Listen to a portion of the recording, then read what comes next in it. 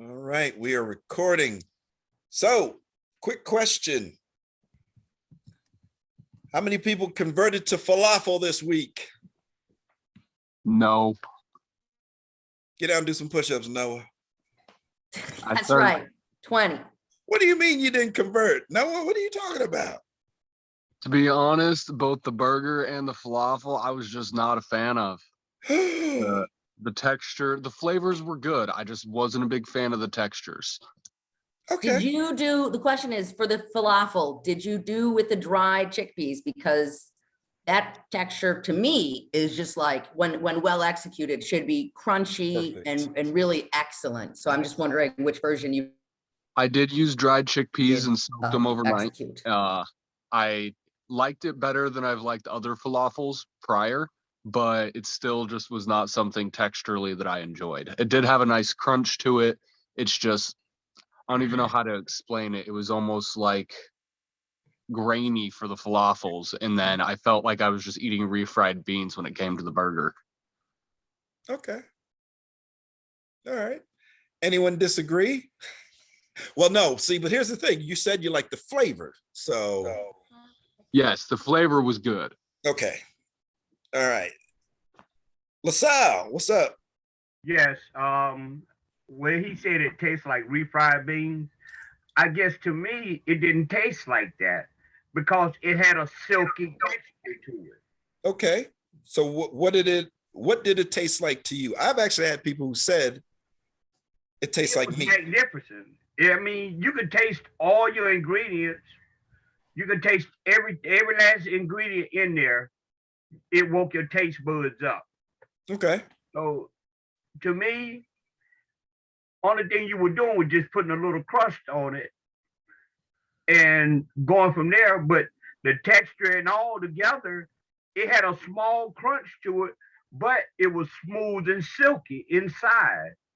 Okay. Shaquana?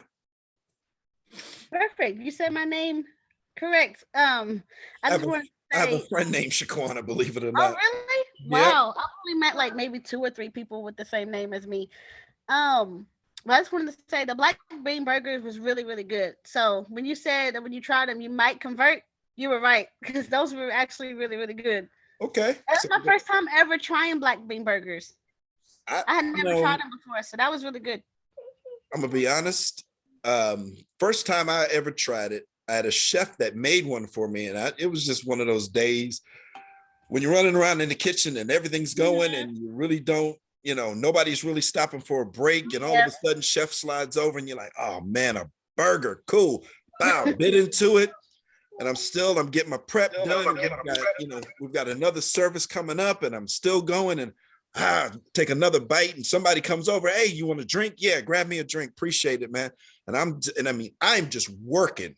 Mm-hmm. And after about the third bite, I'm like, Chef really good. I was like, I had to taste it a little bit. I was like, oh, yeah, I see what he's talking about. This is really good. Chef was like, how you like the burger? I'm like, oh, it's good, Chef. Hey, appreciate it, man. A little bacon would have been nice because I'm like, add a little crunch to it. Yeah, but he was like, so you really like the burger? And I'm like, okay, I think I said that at least once, possibly twice.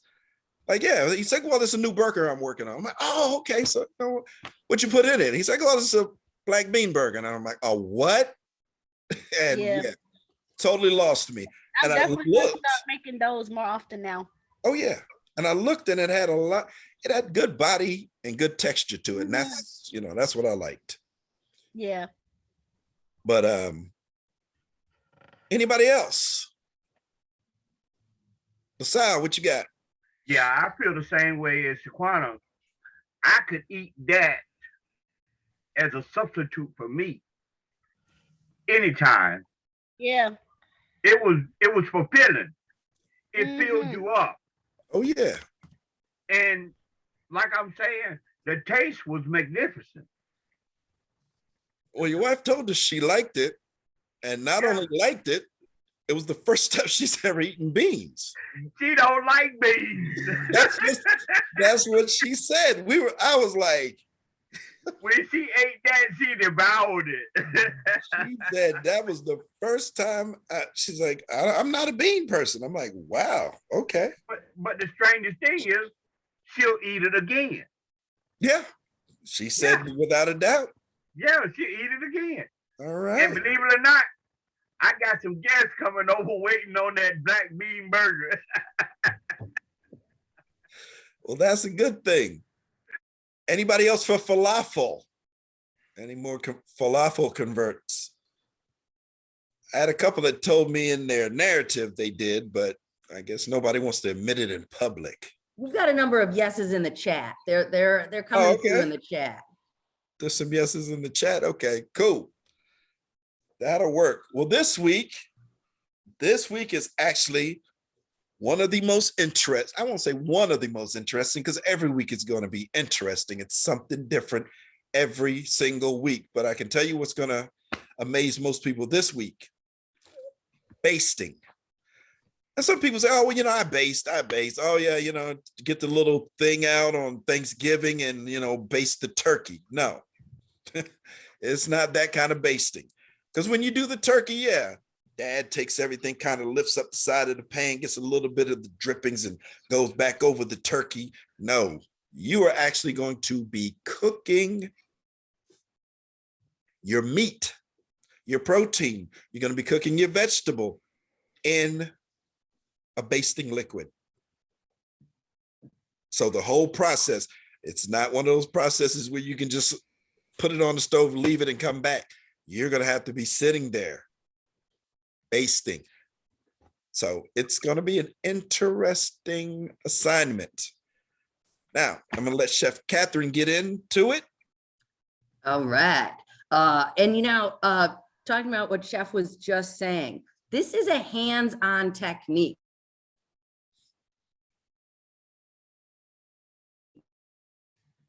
If Chef Catherine freezes up a couple of times, they're having some weather down where she's at also. So, but yes, hands-on technique.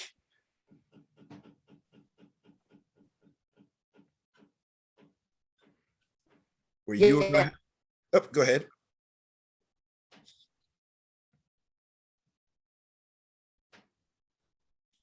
We're kind of in and out. But it is going to be a technique where you are going to have to. You're going to start off cooking your protein, and you're going to have to use basting. Oh, she's back.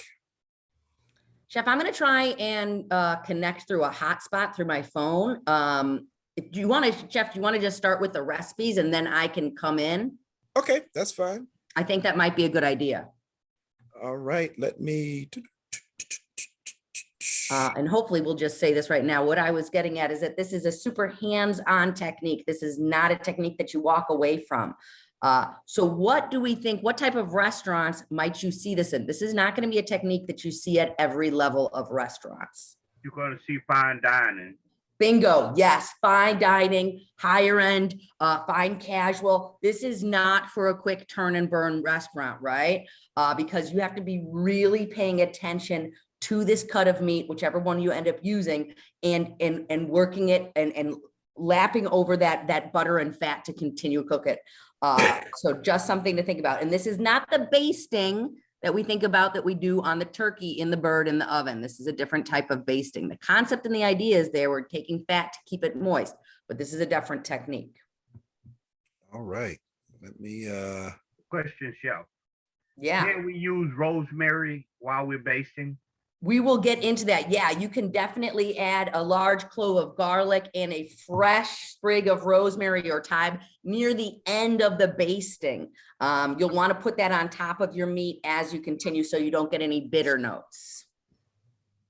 Thank you, Chef. Very welcome. All right. Well, your first recipe. Oh, Noah, you had a question? Yeah, so essentially when I'm thinking about basting, it's kind of like what you'd see in cooking shows, like if you're watching like Gordon Ramsay or something, when you see them basting a steak, taking the butter and the rosemary, garlic, all that. That's essentially the technique we're using right now, right? If I don't give him any credit on anything else, I will give Gordon Ramsay credit on being one of the greatest basters ever. Oh, okay. Every time he does there's a steak one he does that I just feel personally is phenomenal the way he does it. And it's kind of the same thing LaSalle was saying, putting the rosemary on, a little bit of garlic, and just he's making sure that he's getting all that. And he uses a combination of butter and olive oil, which to me, I don't think there's a better combination. The butter that he does use, I believe, is a locally sourced butter to wherever he is. And the olive oil just makes it, I think makes it perfect. Every time I see that video or every time I see him doing it on video, it's just perfect. Okay. Thank you, chef. Oh, no problem. So basically what we're looking at, basic pork chop. Now, before I start getting 30 million hands going up asking, we will let you know about substitutions. Thank you for calling Escoffier. What we're looking at, basic pork chop. Okay, somebody needs to mute. Chef, I'm gonna mute everybody for a second Okay, yep. and then just unmute yourself because we just gotta make sure everybody's off. So I will take care of that and then we're back in business. All right. Y'all set, Chef? Cool. All right. So basically what you're going to do with your pork chop, or what your basic ingredients are going to be, a pork chop, bone in or boneless. Either one's good. I use both. Thick cut honestly works better. I know you're going to see, we had so many students use the little thin cuts. They shrivel really quick. They cook really quick. You want a thick cut, nice thick cut pork chop. Nice cut. All right. Like I said, bone in or boneless, a little salt and pepper, and it's just butter or oil. Now, what kind of butter? We get a lot of questions on this one. I myself prefer, anybody want to give a guess? Unsalted butter. Not just unsalted, but clarified. Clarified butter, preferably. That's what I prefer. If you don't know how to clarify butter, don't worry about it. If you do, clarify it. If you don't, you can look it up. I'm pretty sure we even have a video on it, but it's not hard to do. It takes out the milk solids, so that way your butter's not burning as you're basting. All right, and you're able to cook at a higher heat. So basically, you want to coat your pan. You want to season your pork chop with salt and pepper. You want to preheat a heavy bottom pan to medium high. Coat your pan with a small amount of oil. Small amount of oil. If you've got your pork chop swimming a quarter way up, that's not a small amount. I'm just letting you know, and it's happened before, trust me. Because you're going to reserve the majority for later use. You want to add your pork to the pan. Once the pork is golden brown on one side, carefully flip. Basically, just take a set of tongs, flip it over, add the remaining oil or butter, whichever one you're going to use. You're going to basically tilt your pan. So you're going to be holding your pan up, tilting it while the oil and butter are draining towards the bottom. Then you're going to take a spoon, large tablespoon, and you're going to baste. This is basically exactly what you're going to be doing. You're just going to be basting the pork chop. All right. Making sure you baste the entire pork chop, keep the pork over the heat. So you're going to cook the pork to the desired temperature, which I myself prefer mine. I'm a well done person. That's just me. If you want to go medium, that's on you. That's not a problem. You know, or medium well. You're going to remove from the heat. You're going to allow the rest for 3 to 5 minutes. Now, to the subject that I know a lot of people are going to, I don't eat pork. I know I'm going to see it. I know I'm going to still get questions even after I answer this. You can use substitutions. All right. But in order for it to be a cooking technique, I prefer either use a pork chop or use fish.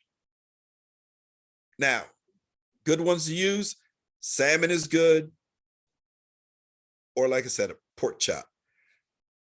We will accept steak, but let's see the steak cooked. We do want to see some cooking on it. So I don't want to see you just, you know, as we say in the restaurant industry, I don't want to see you black and blue it and then throw a little bit of butter on it and say, oh, I basted it. No, it doesn't work that way. We want you to learn the technique. So we want you to actually baste it. Now, if you baste it to medium, that's fine. That is not a problem. So what are our 3 items? And I'm gonna be honest with you, chicken, not really a fan because you're not really showing me anything basting a chicken. Fish, steak, and pork chop. Or Or one of the 3. That's it. All right. That's what we would prefer. Now, if you have an aversion to any one of those 3, then just contact your chef and we'll handle it case by case basis. But seriously, if you can't eat one of the 3 of those, maybe find somebody who can. Honestly, because chicken, it just doesn't seem to work out as well. Doesn't look as well. And really, like I said, with the basting portion, you know, I mean, we had people get thinly pounded out chicken, which cooks in about 2.5 seconds. So you're really not learning the technique. And that's what this is all about. Especially if you're looking to go into fine dining, because if you're looking to go into fine dining, you want to learn this technique properly. All right. So let's go back to our next one, which is going to be one that's maybe a little bit more difficult. And before anybody says, oh, I don't like these, I don't like that, try it. Because everybody wants to say, I don't like this vegetable, I don't like that vegetable, and you've never tried it before. So for your basic vegetable, you have a choice. It has to be, make sure you're opening your ears and you're listening, please. It has to be a root vegetable. I don't want anybody hitting me up on Tuesday saying, Chef, does it have to be a root vegetable? And the reason that anytime Chef Catherine and I expound on something is because it's happened before. Do not ask on Tuesday night at 11:50, sending a message saying, does it have to be a root vegetable? Yes, it has to be a root vegetable. So a carrot, turnip, parsnip, and I'm gonna be honest with you.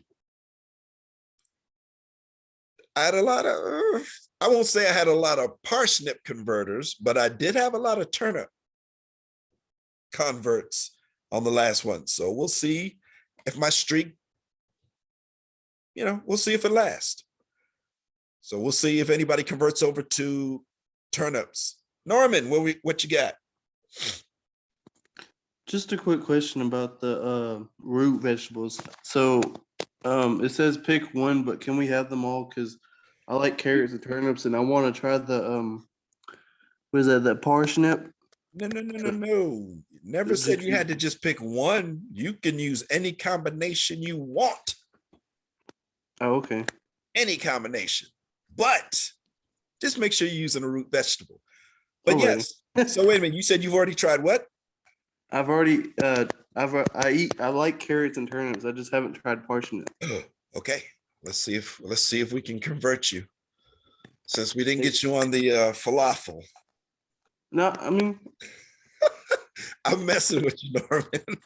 okay. I know you did like the taste, but yeah. Sometimes it. That was me, chef. Oh, that was Noah. That's right. That was Noah. All right. But yes. Okay, wait, whoa. I got a bunch of people here. What's going Thank on? you. LaSalle, what we got? I was gonna ask about the parsnip, but down here it's hard to get because it's out of season. Well, if they're out of season, go with one of the other ones. But Okay, so check, because I you can still mix- might be able to find it. I can mix my root, my carrots, and my turnip. Yes. Great, thank you. But do check because you might be able to find them. Okay, I will. Tasmadia? Yes, you said it right. Oh, I is got collard it. greens one of the roots? Excuse me? Is collard greens one of the roots? Vegetables? We actually need the root, Oh, not the okay. leaves. Oh, okay, gotcha. Yep.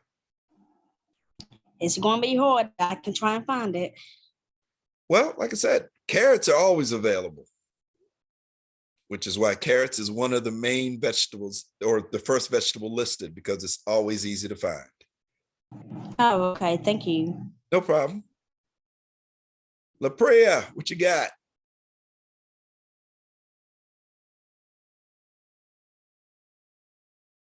La Priya. Hello, Chef. Hello, class. I didn't hear you. I think I had some technical difficulties. I wanted to know. I've tried rutabaga, and I'm not really sure. It was something that was boiled. My grandmother made, and when I was younger, and it was bitter. And I've never tried it since. So I'm thinking when you say parsnips and turnips, I think it was a turnip too. I don't even like beets. Is beets a root vegetable as well? Yes. Okay, so irregardless, I won't try beets anyway.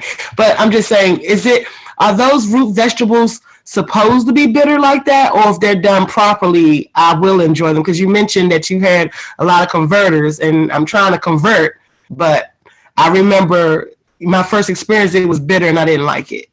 Okay. Think about life like this. As a child, our taste buds are just like us, not fully developed. As we grow older, our taste buds change. It's like whenever you see, like my nephew, when he was younger, this kid only ate vegetables. Like he loved every vegetable. Any vegetable you put in front of him, he loved it. Sauerkraut, which was really weird to us. But, any vegetable you put to him, he'll eat it raw or cooked. Now, as he's older, certain ones he doesn't like, which is a little strange. So your taste buds develop differently. So try them. Try your turnips, try your parsnips, whatever you can find. And I already love carrots anyway, so I'm thinking I'm leaning towards that. But I did want to try something that I remember as not being so appetizing, but now that my hands are involved in it, I want to try it. Okay. So would that be a parsnip or a turnip? Well, you'd have to ask your mom what you tried. I think it was a rutabaga. Well, try rutabaga. Okay. Sorry.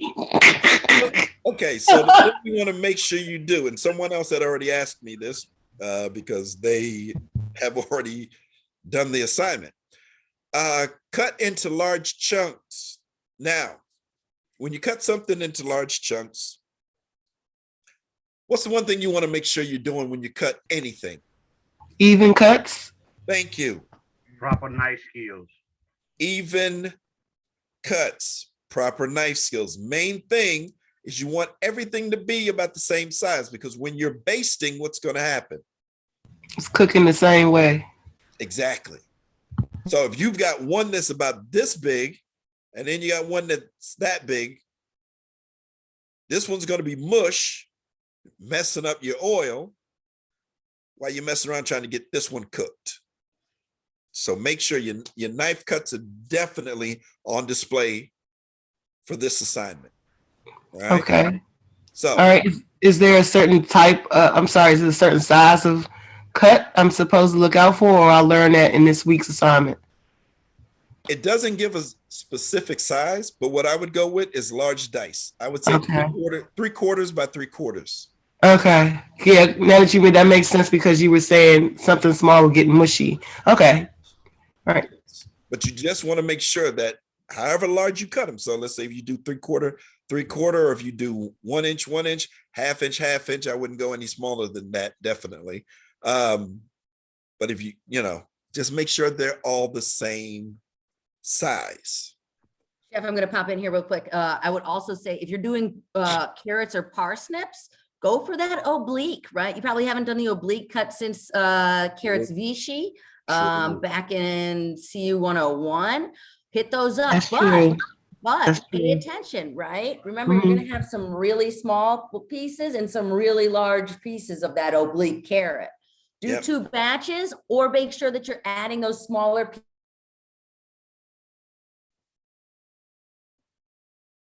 Adding the smaller pieces in as it's already cooked.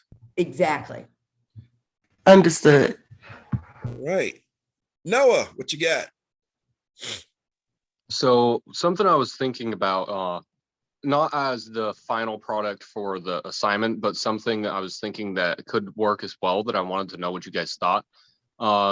We have done carrots puree and stuff like that.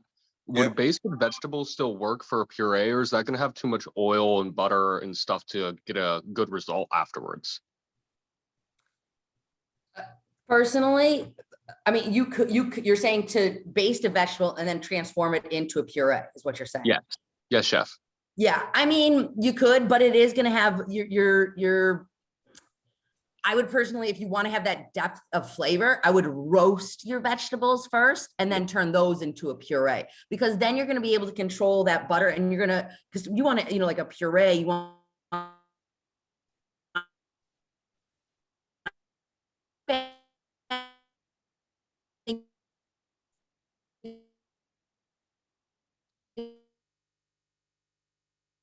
For the flavor, I would say it's excellent. But in most situations where you're going to use puree, that's the one thing, when you put it down on that plate, you don't want that ring of oil that you're gonna end up getting by basting. But I mean, if you're doing it at home, just doing a little puree, yeah. Thank you, chef. Shouldn't be a problem. But yeah, I wouldn't do it for the for a restaurant, or for where you use puree, which is healthcare. Yeah. That's the one thing, the one place you really don't want to do it, because your dietitian is going to be in your 4 point of contact over all the oil. Too much grease, too much oil, too much, they complain about everything. Hopefully there's no dietitians in the room. LaSalle, what you got? Yes, chef. I wanted to say to LaPrel, on a rutabaga, Yes. don't cook it first. Cut a piece and taste it, because a rutabaga is sweet. Okay. I'm gonna try it, LaSalle. All right, it has a sweet taste. Okay, I'm gonna try it, and I will talk about it in that narrative. Thank you. Yes, sir. So Susan asked, can you use corn oil? Yes, you can use corn oil. The only thing with corn oil, it's got a low heat point, or a lower heat point. Even with your olive oils, when you go to the store and you're buying oils, make sure you're getting oils that use a higher heating point. There's several I could suggest. Some people to be like, you're crazy, because I've seen that and it's a little bit more expensive. I myself personally would go with the clarified butter. But yes, you can use any oil. You just want to watch your heat, because you don't want the oil to burn, because then that's going to give your vegetables what? That bitter taste that we don't want. Okay, so I have Crisco that is in the container that you have to scoop out and you have to melt. Yeah, Will that work better? I wouldn't use Crisco. Okay. Yeah, that's not I right. punch a bunch of olive oil because that's what I like to cook with, but For would this that one, be better? for this one, I would go with olive oil, or I would go with clarified butter. Alright, yeah, because I have the light olive oil. Yep. Alright, thank you. Alrighty. So basically, you're going to do the same thing for this. We're going to make sure our cuts are proper. We're going to make sure we've got a heavy bottom pan, medium to high heat. You're going to coat the pan same way. You're going to add your vegetables. You're going to brown on one side. You're going to flip them over. You're going to tilt the pan. Using the tablespoon, you're going to start basting. You're going to keep it over the heat. You're going to cook until golden on both sides. And you're continuing to baste the whole time that it's cooking. All right. Once you get done, you remove from the heat, allow to rest on a paper towel or napkin to, of course, drain, to go ahead and drain off the excess oil. All right. Any questions? I have a quick question, Chef. Yes, Can we use we can't use vegetable oil, right? you can. Okay. But you. just be warned that this is a medium to high heat product. So you want to make sure you're keeping that moving, keeping that basting moving so that your oil does not burn. So keep that in mind. All right. Thank you, Chef. Not a problem. Norman, what do we got? First, I was trying to figure out how to unmute myself. Sorry. But besides, like, I know this is gonna be like kind of small recipe this week because there's only 2. For like better plating, and I know y'all went over this last week. Don't add any necessary pictures because that's more work on us. But if we wanted to add something else to it, like an extra like vegetable, like I don't know, rice or something, could we do that? I wouldn't say rice, more or less, but it's the only thing that came to my mind. Well, I mean, you can do this, the vegetables separately. So if you wanted to do carrots and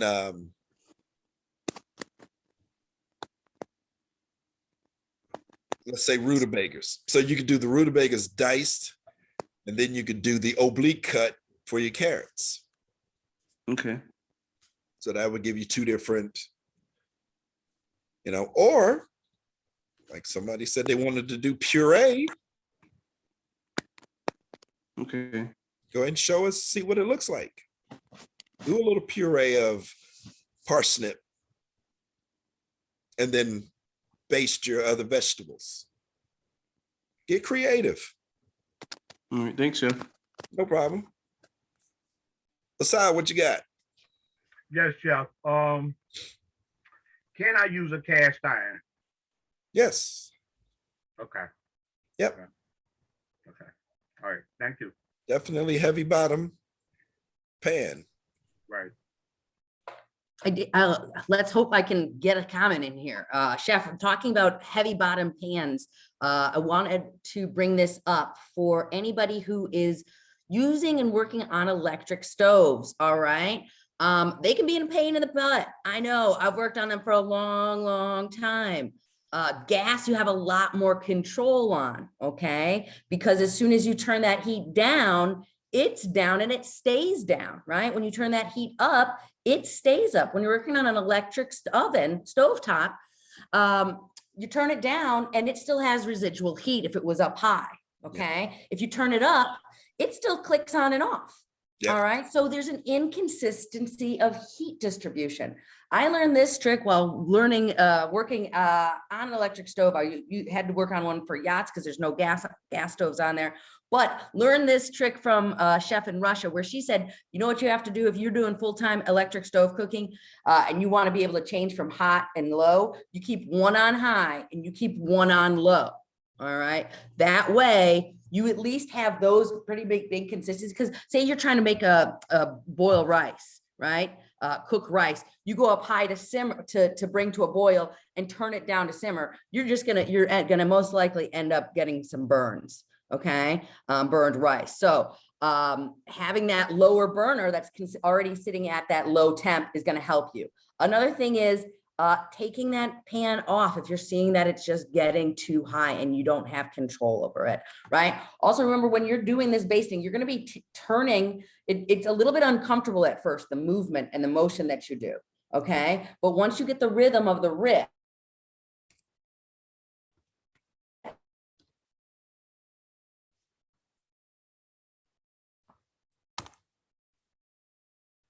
We had a quick question. Chef Catherine's going to pop back in any second. Shaquana, you said if you're going to puree vegetables as well as baste, do you want us to take a picture of the finished product of both? Yes, I would do that on your final plating. So when you get your final plating, if you've got, do a little smear of your puree, then lay out your pork chop, however you're going to lay it out. Then your vegetables, like I say, get creative. If you want to do 2 different plates and show me the plating on both, try that. All right. Mikhail, what do we got? Chef Eric, how you doing today, sir? Good. How you doing? Good. Quick question. I'm a little bit confused. Not totally confused, but for instance, like me, I would be doing salmon. So can you give me just a quick overview how I would base like salmon? Because salmon doesn't take long to cook at all, especially if you're going to do it on top of the stove like that. So can you give me a quick overview of what's like the basting? Because it doesn't take long to prepare the salmon at all. Salmon is actually perfect for basting. Okay. So what is the technique? I know you guys, I'm listening to what you're saying, but I'm trying to comprehend the technique. No, it's basically the same thing. You're going to, so for your salmon, whether you're going to leave skin on or skin off, that's going to be your big question. I myself do mine with skin on. Okay. So the first thing I'm going to do is I'm going to salt, pepper, get me a nice sear. Then when I flip it, because you don't want to, salmon is quick because you don't want to really cook it. You don't want to overcook it. Exactly. So once you flip, then you want to go ahead and add your extra butter in and just start basting. And it's the same thing. Like LaSalle was saying earlier, you can go ahead and get your rosemary, your thyme, whatever you go, your dill, whatever you're going to put on your salmon. I myself prefer a little bit of dill and a little bit of rosemary, and then just baste. All right. Thank you, Chef. Let's see, Chef Eric, can I use carrot puree as well as turnip puree? You don't want 2 purees on any dish. Well, no, I take that back. Let's focus on the basted vegetables. But yes, if you do want to do a puree, just go with one, have your base of vegetable there. And then let's say week 12, which would be a good week to do, when you want to do contrasting purees. That'll be something when you get your little mixed mystery boxes, which we'll be talking about in a couple of weeks. I think that'll be better for that. Okay, thank you. Any other questions?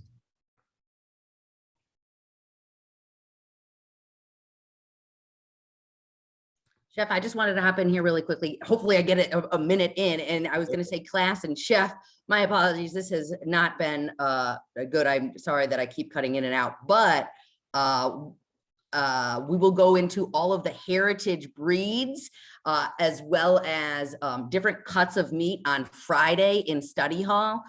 So, I'm glad that we're focusing on the recipes for right now. We're going to cover all the other cool stuff a bit more in depth on Friday. So, again, my apologies that I keep cutting it in and out.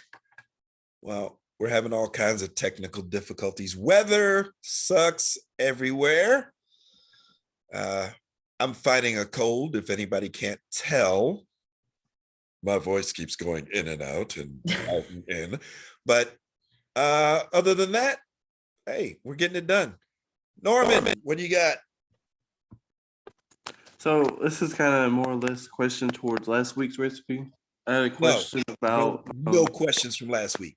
None. All right, I have to ask about questions next week then. Just messing with you, Norman. What you got? So I think I asked you this question during the live session last week, that you said if we had any black bean mixture left over, we could freeze it. And so the weird thing is I tried to, so I froze it, right? And I had like 5 left out of what I made, because it said make at least 2 for the assignment, and I did. I had like 5 left over. It was kind of weird trying to mush them together, because it was kind of, it worked out in the end, but it was still kind of soft. I guess you could say softer than making like a hamburger or anything patty wise. And so I froze them and then unfroze them in the oven to cool them out, like heat them up a little bit. I tried to fry them, and it actually seemed they turned out better than doing that, but they also were still mushy kind of. So like, well, I mean, if you think about it, if you actually make a fresh, and I'm talking about those who grew up on the farm, slaughtering the cow, grinding up your meat, how's that patty going to be? That patty's not going to be, mushy. Nice and, well, it's not going to be nice and firm either. It's going to be, where you're kind of working with it a little bit. So a lot of these places where you get some of the, hamburger meats you get your pre-done hamburgers that you get, they've already been frozen and then thawed and then packaged.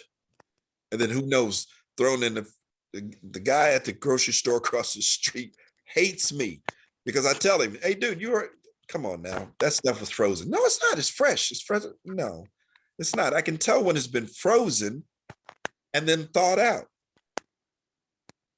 Because I get it. Yeah. You get in 200 cases of something, or, you get an abundance of cases. Yeah, we got to put some of it in the freezer to kind of keep it. Yeah. But, and that's what throws a lot of people off when they're like, well, this isn't like a normal hamburger. Well, yeah, it is. What you're used to is these stiff burgers that have already been either freeze dried or, what would we say, reconstituted, or they were frozen and just thawed out. So that's kind of what a black bean burger is. Because like when I was remaking them, it was a lot easier, like on cooking them. I mean, the first time it was kind of easy doing it for the first time ever, but after I froze them and then heated them up a little bit and then fried them, they were to work with. Yeah, they had a perfect round shape, a little bit more like it fit the bun perfectly, and it had a, which I kind of do like things a little bit more browner than a lot of other people. I like it kind of well done, so I did kind of burn it so it would stick more because crisp is more or less how I like it. And Okay. I was like, if it wasn't for this crisp, I'm sure it'd be falling apart again. Okay. And thank you, Shaquana. I should be feeling better. I should be feeling better soon. When I'm ready to punch somebody, then I know I'm back to normal. I guess like Gordon Ramsay when he starts yelling at people. Let's see. Off-topic question. Anyone knows does anyone know when the end of the program is? Yes, when we finish. Week 12 is what you're looking at. So right now we're on week 3. All right. We just started week 3. So man, time flies fast in this program. But I'm gonna tell you, when week 12 gets here, it's probably gonna be one of your favorite weeks. It's definitely one of mine. Because it is the week where you gotta show everything you know. And it's a beautiful week because all the creativity, everything that's going through your minds now that you're asking, the different questions. Hey, chef, can we try this? Can we try that? You don't have to ask on week 12. Week 12, you just go. It's like we hand you the baton and you have to run it to the finish line. And it's a beautiful thing to watch. Just a few clarifications. It really depends on if you're talking about the full program as well as not just this course. It depends upon a lot of factors. If you've had to take any retake any courses, if you have any other transfer credits, each person is going to be a little bit individual. If you ever took a leave of absence, a lot of different factors. If you have any specific questions about your end date, I would reach out to your success coach who can let you know if you have any credits that transfer over, or if you've repeated anything, that's going to be who you want to go to for your specific program end date. And yes, don't forget about externship also. Someone mentioned in the comments. Any other questions? Norman. Yes. If after we're done with this program, like with this class, and then we go on our externship, which I know is usually more or less leading us to get a job, if we wanted to, and like there was like another school we wanted to go to get more experience, because being online is different than being at a actual hands-on. Will this school like give you like, let's say you have like total 15 credits, which I'm not sure. I don't think that is. I think it's more than 15. But let's say it's 15 and you need 15 to get in. Will they transfer over and then you can just like upgrade more on your like knowledge? Again, it depends on which schools if you're looking to go to another school. Every school has different accreditations and what they accept. Mostly when you're talking about transfer credits, it's if the description of the course objective matches up with the course objective of the school that you were wanted to transfer to. That's the only way school can transfer credit, if it matches the course description. As someone who has worked at several colleges, I can tell you one thing you got to remember. And this, this of course is every college. Every college can give you max credit, but they also want money. There you go. Okay. So as long as you're understanding of that. So like I can give you credit for your English, your languages, your this, your that, but I still need you to take one of mine because I need money. There you go. So let's keep that in mind. What if I wanted to go back through this program to the same school and do the pastry side? We're waiting for you. Yeah. Yeah. That's Definitely. Some classes will transfer over, but a lot of them will not, right? Because you're talking about completely different techniques. You'd have to do an externship that is baking and pastry focused as well. But there are a few classes that have that, you know, like I think some of your, you know, non-cooking classes will transfer over. exactly. Okay. I mean, the one thing you got to remember, cooking isn't, well, okay, let's put it this way. Is Cooking an art an and baking art. is a science. Baking is a science. Trust me on this one, as someone who bakes cakes and has done both sides of it. Yeah, substitutions are, if you think substitutions are hard for cooking, woo, baking is a nightmare. No, actually baking is fun, but it's definitely one of those things. I think every chef should take a baking course. Okay. Honestly. Yeah, I wish I had gone back and done baking and pastry. Yep. Not that I think I would necessarily be good at it, but to advance my own skill set. You know, I pretty much am regulated to like quick breads, brownies, cookies, ice cream, sorbet. I can make some good ganache. I can make, you know, tartlets and galettes. Those things make people happy. Exactly. But once in pound cakes, ooh, a good lemon pound cake. But once we start getting into the finer details, like, whoa, how many dud loaves of bread have I ended up with? How many uneven cakes? Puff pastry. Puff pastry. Oh my gosh, croissants. Woohoo! You know. Yeah.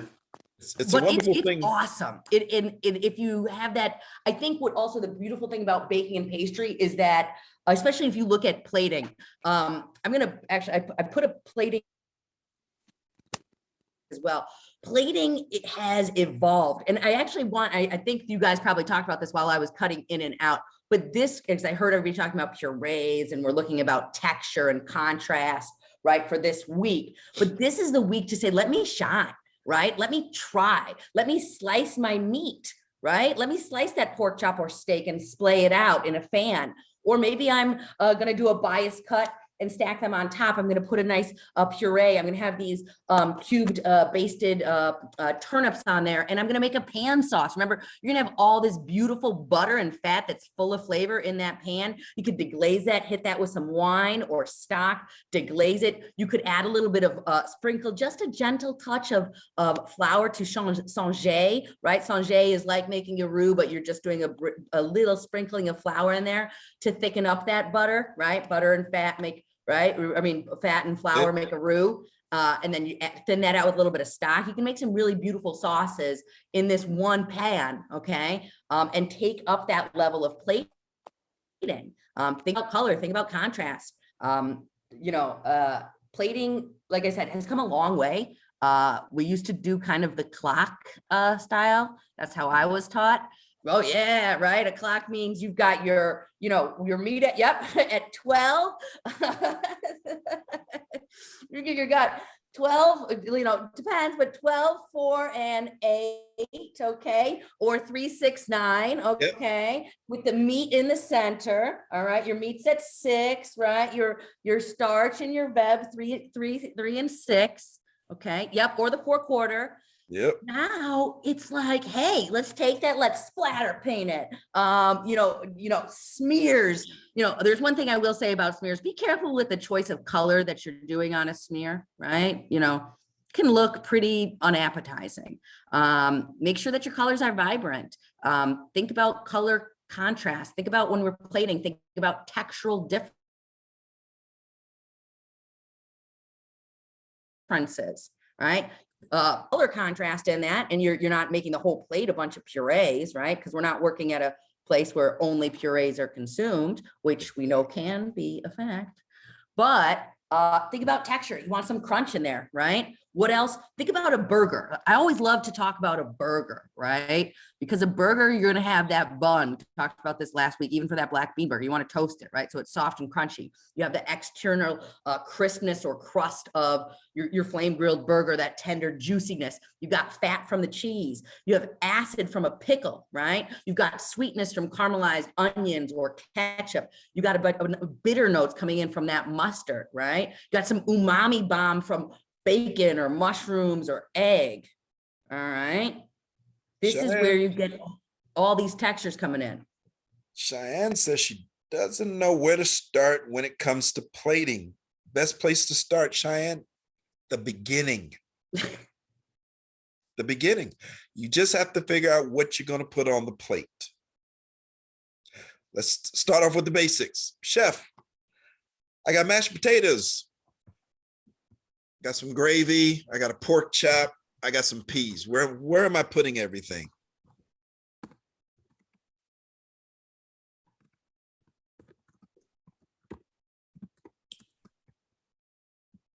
Norman, what you got?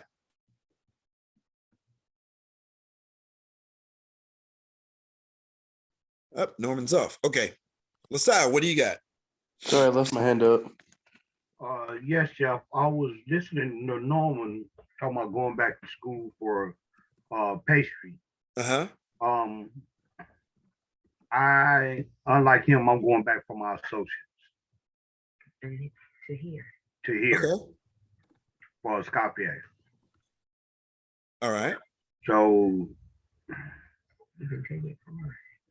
would that take me farther than just the certificate? A degree is always going to take you a little further. You know, I mean, okay. This, for me, this is one of those subjects that where everybody has a different opinion. I remember when I went to culinary school, you know, oh man, you already know how to cook. You don't need to go to culinary school. Yeah. Oh, well, you know, I learned all my stuff working and, you know, I worked my way through the restaurants. Okay. You know, I went to culinary school. Yeah, I learned this, or I didn't learn that. I did this, I didn't do that. It is based, to me, it's based on the person. I saw kids walk through the culinary school doors, fired up. I saw some of them drag out. I saw some of them come in, not motivated at all, and then get interest. Excuse me. It is all in what you put into it, and it is all in what you want to get out of it. Okay. Thousands of classes to take, thousands of different things to do. If you go in as a baking and pastry student, but basically your main goal is to learn how to decorate cakes, do you really need to go to culinary school?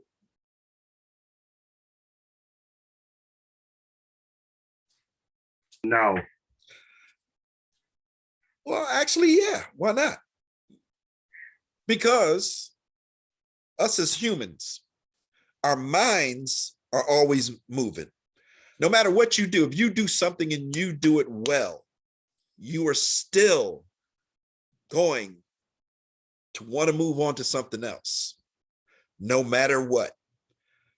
So cakes may be your life, cakes may be your passion, but you still want to learn what else is out there. That's what culinary school does. Culinary school gives you a rounded, it's just like myself and Chef Catherine. Two instructors, two different people. We've done different things in life, worked different places. But the knowledge from both of us is what you want to get. You want to get that knowledge. You want to get a taste of different things. So yeah, if you're just looking to be a cake decorator, yeah, go to culinary school, because who knows? You're going to learn chocolates. You might want to put chocolates on your cake. People never thought about that. You might want to, I mean, there's always something that you can learn. You might learn sugar work that you might want to put on your cakes. So it is, you know, I mean, like I said, I don't know how many chefs I've seen talk culinary schools down. Well, you don't have to go to culinary school. Yeah, you're right. You don't. Well, so why do y'all push them? I don't push them. I tell people who are in, learn what you can. I tell people who don't want to go, fine. Why are you in my face? The point is, everybody has an opinion about something. Okay. And nobody's opinion is right or wrong. It's all in what you want to learn. Being in the military was probably one thing that taught me about people's opinions. There's some people that will say, oh man, you did this many years in the military. Oh, you're a hero. And then there's people that will sit there in the same breath and call you a baby killer. Oh yeah, I've been called it. Yes. Been spat at, never spat on. Because I'll tell you what, that's one of those things that'll get you, personally, that'll get you dealt with. That's one of the nastiest things you could ever do to anybody. But the point is, everybody has their opinion about something. The only opinion that actually truly matters is yours. And nobody else's matters. If you want to learn, everything there is about culinary. Go for it. Dig in deep. That's why I tell you, pick my brain, pick Chef Catherine's brain. The next chef you have, if you have a next chef, pick his brain. Everywhere you work, pick their brain, because you're going to learn something different. You're going to learn something new. If you're just stagnant and you're just sitting there and okay, well, I'm happy over here on Saute Station. I'm good. Yep. Taking my little $16 an hour or whatever I'm making and I'm happy. No, keep moving. Keep moving, because guess what? The chef that's in charge of you now, he wants to move on to something. He wants to move on to something bigger and better. So guess what? Take his place. And then when it's time, go find where he's at, go take his place there so he can move on. That's basically what culinary is about. And like I said, I mean, there's a lot of haters out there. Ooh, there's so many. But what I found about a hater, and I don't know, my dad told me this probably when I was a kid, even before the word hater was a thing. No one doing better than you will worry about what you're really doing. And it's one of those things you keep in top of your brain. I'm never going to talk down on you because you're trying to learn. You're trying to come up. You're trying to get up. So guess what? I'm reaching down. I'm reaching my hand out now, trying to pull you up. Because once you get up here, guess what? Hey, it's yours. I got other things to do. It's the same thing. Make sense? Do what you love and continue to do what you love. People are going to talk. People are going to say, why are you doing that? I don't see why. Shoot. I don't know how many, like I said, how many people, the day I left for basic training, the day I left to join the Army, I remember people, oh man, what you doing? And nah, man, I ain't doing that. That's okay. Whatever. Hey, have a nice day. Came back 6 months later, basic training, a little bit more buffed, in better shape. Those same people were still in the same place. Left, got stationed somewhere, come back. Guess what? Those same people are still in the same place. If you stay stagnant, you'll be stagnant. If you want to succeed, if you want to improve, do everything you can do. Do everything you can do. If you can take a little class at Michael's on cake decorating, go take it. Take it. If you can get yourself one little, if you get an easy bake oven and you bake some brownies, and some people are laughing. I know some people are laughing. If you get a little easy bake oven, which now those things are expensive. I remember when they were cheap. But if you get an easy bake oven and you go ahead and you bake yourself one of them little easy bake oven cakes, you've started your learning. You've started learning something new. And that's what you want to do. You always want to improve. Any other questions? And the funny thing is, there's going to be some people that's going to disagree with what I just said. You know, I'm happy with what I'm doing. That's fine. If you're happy where you're at, that's fine. Continuing education is a wonderful thing. It is a wonderful thing. Constantly learning, constantly doing something different. It's what people should be doing. Jasmine said, that's why I like moving in silence. No, that's called creeping, Jasmine. That's a little different. That's called being sneaky. I'm messing with you, Jasmine. I'm messing with you. But no, you should. Just go. If people don't want to stand behind you with what you're doing, that's why I say, honestly, Sal, the fact that your wife is on every time we come on, she's there holding your place. You know what we say? Down like 4 flat tires. If you got somebody like that in your life, that's all you need. Shoot. Down south, that's what we call down like 4 flat tires and a spare. Exactly. Exactly, Michael. I'm gonna be honest with you. If I told you how many people were against me going in the Army or thinking that I wasn't gonna make it, woo, that was the best $800 I ever earned. I'll tell you the story one. Yes, $800.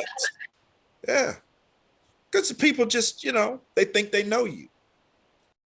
Oh man, you can't, nah, man, nah, man, da da da da da. You know, everybody knows everything. But people, the only person that knows you is you. No one knows you better than yourself. So. Yeah, I know, like you said, Chef, with family support and like LaSalle has his wife with him 24/7, got his back with his cooking stuff. It's family support is big deal. You know, I'm going through a lot right now myself with my grandmother passing, and it's just been a whirlwind today. And, you know, my wife is right behind me. You know, I got cooked last week's cooking assignment. You know, it was a mess. And then this happened, and I'm trying to figure out how I'm going to take care of that and this one and go to the funeral next week. And, you know, but she said, you know, what don't break you gonna make you. So that's it. You know, and that's why we stated the first week, and I will state every week after. I know life happens.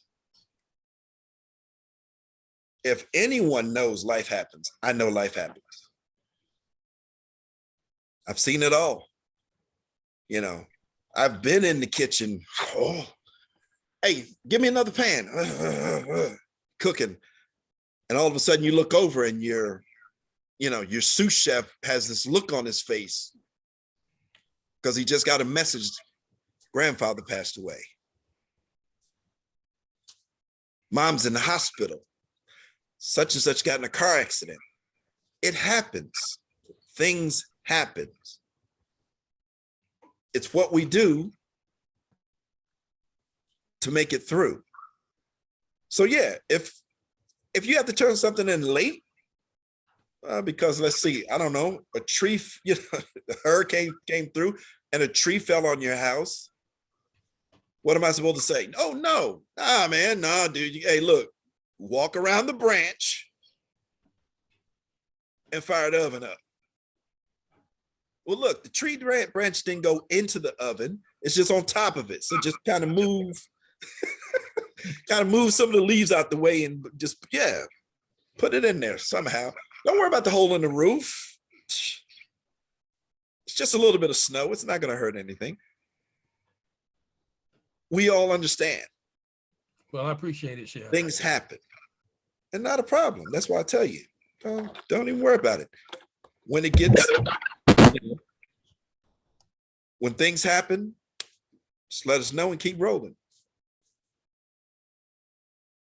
All right. Any other questions? Any final questions about last week's assignment or the one that's coming up? I want to see something. I have one I hadn't been able to do week 2. I told Chef I don't have the yellow potatoes, but I have russet potatoes. Can I use those to do the French fries? Ooh. I'm not sure how they're going to come out. Well, But I didn't have money to go buy them. I mean, you got to do what you got to do, Right. right? Yeah, I mean, at least I get one thing done in week 2, so I can at least get it done and submitted. Exactly. So that's why I was asking about the russet potatoes.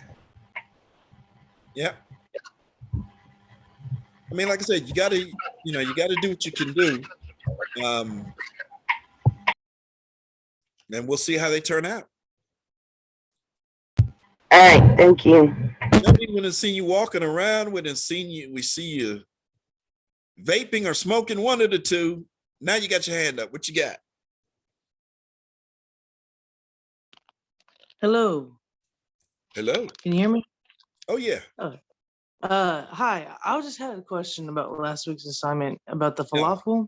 Nope. No. No. Okay. No, go ahead. What you got? I had already did my assignment and everything, but I just wanted to ask a question about, because I don't think I did it right, but I just wanted you to explain it to me a little bit, maybe see if I did it right or not. Well, what did you do with your falafel? Or what do you think you did wrong? Well, what I did wrong is the chickpeas didn't get soft enough. Okay. And you used it was just dehydrated and soaked them. Yeah. And How long I did you soaked them soak in water overnight, but they were still like clumps inside the balls that I made. You soaked them overnight, but okay. Usually overnight. Okay. So what overnight used to be is, okay, I started soaking them at 6 o'clock. And when I got up the next day around noon, I used them. Now, soaking them overnight means I soaked them before I went to bed at midnight, but when I got up at 7 in the morning, I started using them. Is that what you did? Yes. Okay. Soak them for 24 hours. Okay. And that's the one thing when we do things, because times change, Right. I know when I used to say, oh yeah, I can just let it set overnight.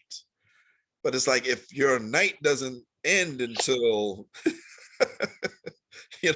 midnight, and then you get up, that's not really overnight. Time wise, if you're doing dried chickpeas, 24 hours maximum or minimum is what I would do. Thank you so much. Oh, no problem. Too easy. Any other questions?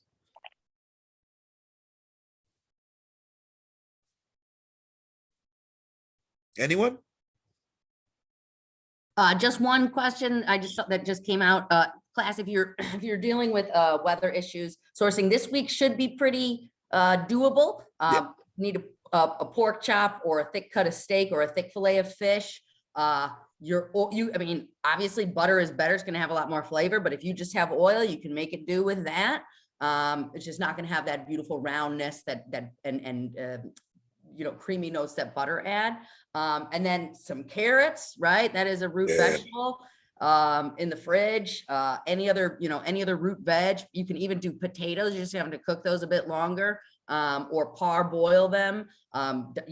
Dice in large dice, parboil, like blanch, and then dry and then baste. Mean blanch,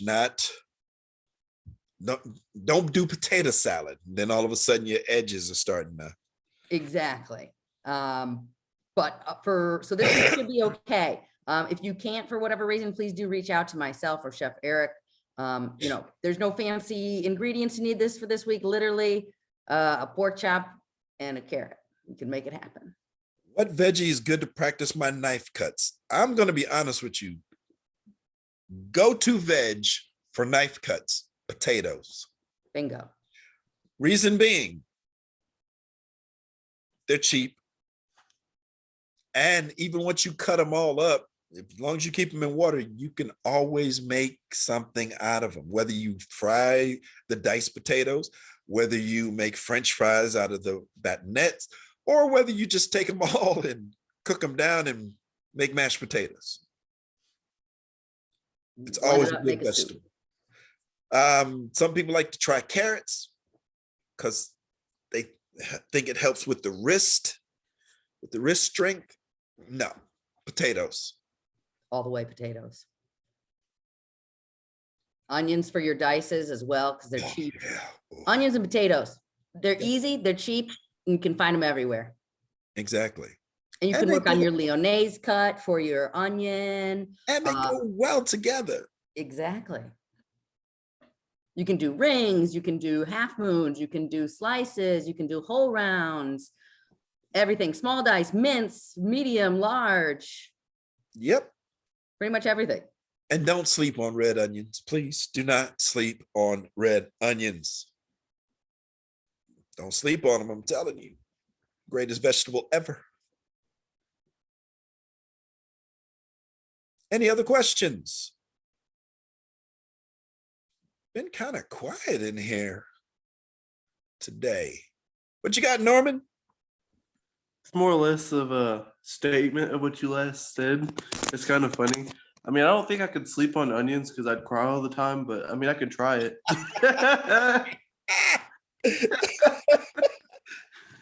I'm sorry, I had to get that in. You could probably sleep on red onions because I don't know, they don't bring out the tears like like your regular. Yeah, or yellow onion. Yeah. I had to say that. I'm sorry. No, that's cool. No, it was a good one. Look, if you don't have humor, you're not gonna enjoy life. Of Walking course. around, as I always used to say, too uptight is never a good thing. So, but that was a good one. Don't sleep on Thank onions because then you smell like onions all day. And, I don't know. I don't think. I mean, it might be smelling better than smelling like, I don't know, BO. I mean, there are worse things you can go home smelling like, at the end of the night. But yeah, I don't know. I don't know how many times I use that lemon soap trying to get Yeah. onion smell out of you. Yeah. Any other questions? I use a small clip fan to blow the onion vapor across my cutting board away from me. Okay. Goggles, right? Some people put those goggles on. I've seen and heard just about everything. Oh, put a slice of bread in your that. Just don't cry. Just work. cry. That's all I have to say. It's not bad. Get for in the there and soul. do the work. Exactly. Lemon juice can. Okay. Yeah, that's true. Now that one does work. One of those steel, the steel soap bars. Yeah. Usually. I never thought those things worked, but some people swear by them. Yeah. Freezing onions is really going to start to break down the cellulose. I don't recommend that. Yeah. Yeah. I'm not a fan of the freezing. I'd rather have the tears. Yeah. Tears. Suck it up. Deal with it. We're in the kitchen. The tears. Matter of fact, that's really the only time a chef won't mind you crying in the kitchen. Any other time, go into walking and cry. Get a paper towel, wet it with the cold water, and put it next to okay, we got everybody. Is that what you had, Tesmodia? Yes. Yep. We got, I tell you, I can remember. I don't remember a kitchen where there was no crying involved at some point. And not talking about, I myself have never been a fan of chefs that yell. That's why when people are like, oh man, why don't you go on? Yes, no. Like, no. Hell's Kitchen would definitely have been a more interesting show with me on it. Start throwing stuff at me and yelling, I'm be like, let me talk to you for a minute, chef. And we're going out back. We know where that goes from there. Become the new wrestler, chef. the chef. I haven't seen either one of them come back, but the police were out back a few minutes ago. That wouldn't be a good thing for you, bro. I'm just saying, I mean, it's ridiculous. And honestly, I had an instructor like that at culinary school. Throw stuff and yell. And I'm thinking to myself, like, wait a minute, hold up, bro. Yeah. I was like, hey, chef, can I talk to you for a minute? And he got nervous. He literally did not want, I said, no, I just want to talk to you. Like, well, we can talk here. And I was like, you're scared. Wow. So you're a big man throwing stuff and yelling and kicking over trash cans and all that great stuff. But I asked you to go talk to the side and you're nervous. Okay. I said, that tells me everything I need to know. And walk back to my station. No problems out of it.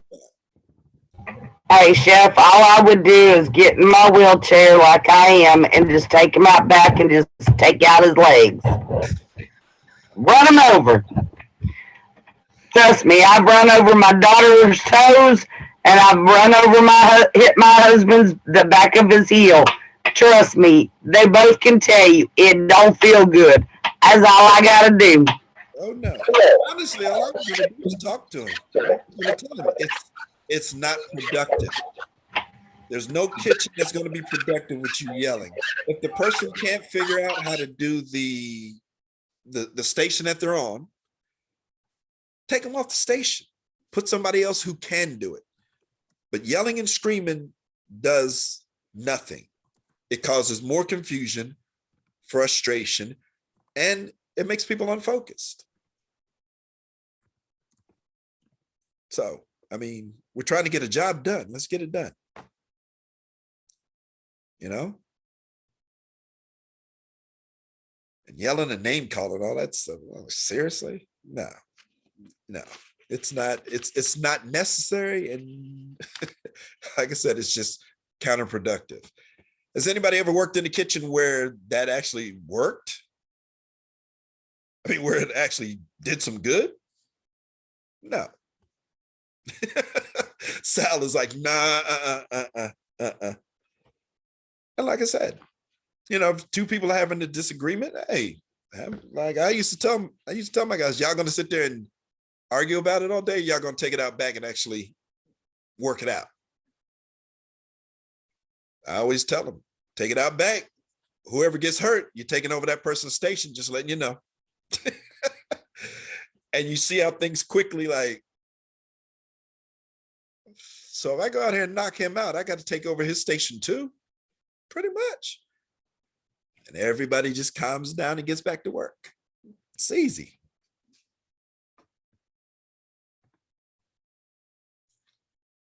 All righty, class. No, trust me, we're not going to do any screaming here. The only screaming I'm going to do is if you keep doing, you know, silly stuff, you know. Same mistakes over and over again. So just try to improve every week. And that's the main goal. And you're doing them on purpose. Trust me, we'll know. We're always watching. Any other questions? No, we like to keep things light. We like to keep things interesting. Because like I said, we've dealt with these people before. We've dealt with these chefs. Woo. We've dealt with these owners. That's always my favorite too. The owners who want to own a restaurant but know nothing about cooking, but they want to tell you how to do your, oh yeah. Yeah. It's another big thing that happens in healthcare. Just for anyone who's thinking about healthcare, just remember, they're always going to tell you your job, even though they don't know how to do it. Any other questions? I think we're good, Chef. All right. Everyone, off to the races. Get your proteins, get your vegetables. Let's start basting. Now, so before we leave, Somebody tell me, what are the 3 acceptable things that we're looking for? Fish, steak, pork chops. Yes. So if you don't like pork chop, you can go with salmon. Mikhail came in. He said he's going with salmon, which is good. Make sure you try to get a nice thick cut. All right. Or thick cut pork chop or a thick steak. All right. Other than that, we will see you Friday at study hall. If anybody has any problems in between there, feel free to call, feel free to send a message. Yeah, don't try to hail us down in the middle of the street because that won't work. I don't want to run nobody over, but I'm just saying. Like, no, like Suzanne. I want him over with the wheelchair. Contact us and hey, let's get it done. All right. All right. Everyone have a good night. Bye, Chef. You too. Bye. Bye, y'all. All right. Y'all have a good night. See you Friday. Definitely. See, I can do it with both hands, Jody. That's it. I can. What time it starts Friday, the class? Well, actually, study hall starts about 3 o'clock. Set time. Okay, thank you. Not a problem. And bye, Chef from LaSalle's wife. You know that was coming. Look, I hope she doesn't sign papers like that, LaSalle's wife. No, I hope not. I won't be on the street too long. No, I just forged his signature. All right, y'all enjoy those. Y'all enjoy those burgers. Most definitely, most definitely. I can do it. Look, ambidextrous. Look at. It's like a mirror. All right, y'all have a good night. Good night, everybody. Good night, Chef. Night, Norm. Good night. You guys have a blessed night. You too. You too, Mike. And good night, LaSalle's wife. Oh, good night. I'll be here next week, same place, same bat time. Oh, we know. Same bat channel, same bat time. It's the same bat. All right, y'all have a good night. Good night, Night, sir. Joe.